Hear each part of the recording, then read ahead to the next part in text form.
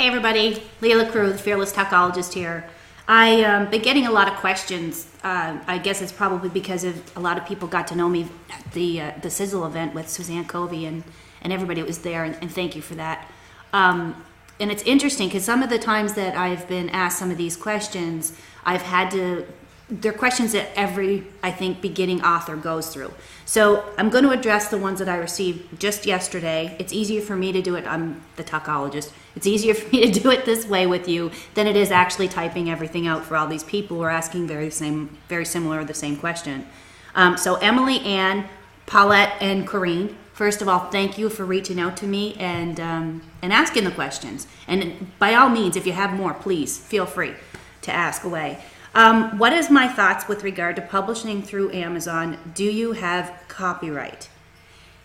This, in my Instant Author program, or the Instant Author Revamped, or the Author in the Weekend boot camp that's coming up in February, or actually that would be this month, wouldn't it?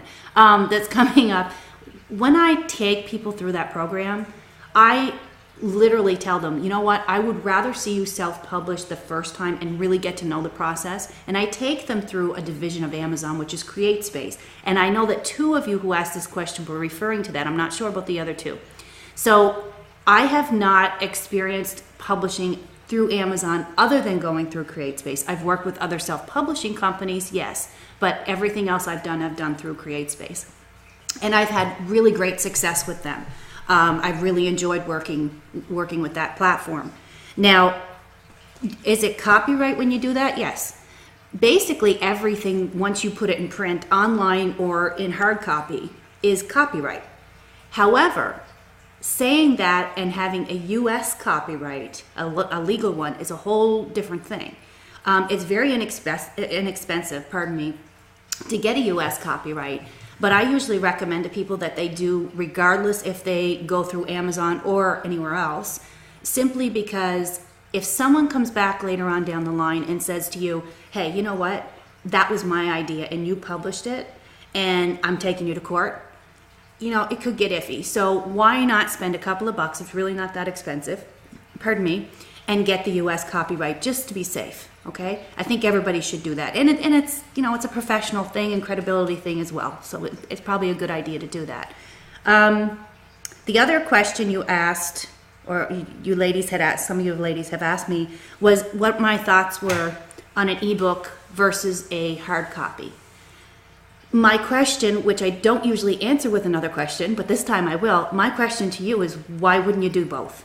Why wouldn't you, if you're going to use it, whether it's to share your message and change lives, which is what I'm all about, or you're looking at it from the business perspective as well, and marketing and branding yourself and, you know, giving something, perhaps you're a speaker and you want it in the back of the room as a giveaway or as part of a product package you're putting together, whatever it is, why wouldn't you do both to begin with? Then you have an online presence. I mean, I don't think that hard copy books are ever going to disappear. I really don't believe that they will, because there are too many people who are sappy like me who like to hold them and smell them and enjoy them. And it's a beautiful, beautiful gift. It's tangible, right? And I like my Kindle books too, don't get me wrong. But I think coming from my perspective, especially, again, we just talked about CreateSpace, when you publish that way, then you have the ability to do them both at the same time. I mean, there's a lag between, you know, processing, but you can do it at the same time, basically. And then you have your online program or your online books for people who want to go that route, and then you still have the tangible copies that you want to pass out or give out when you're speaking or whatever it is that you want to do with them. So my answer, again, is you need to question yourself and say, why wouldn't I do both? Why wouldn't I cover both platforms? So hopefully those that answered your questions pretty well. If you have further questions or there's other things that you want to know about, by all means, please reach out to me. There's a reason people call me the Fearless Talkologist. I'm not scared to help you. I'm an open book. So yeah, if you have any questions, please, by all means, I'll post the link below how you can reach me. You can reach me on Facebook. That's my playground. Look up the Fearless Talkologist or my name, Leah LaCrue. Or you can email me as well at leahlacrue2, the number 2, at gmail.com. And I'll be happy to answer any questions about this or communications. Some of this, I know some of you want to ask me some NLP questions. That's cool too. just shoot it off to me and I'll get to you as soon as I can. Thanks. Have a great day. Thanks for sharing the questions. Take care. Bye for now.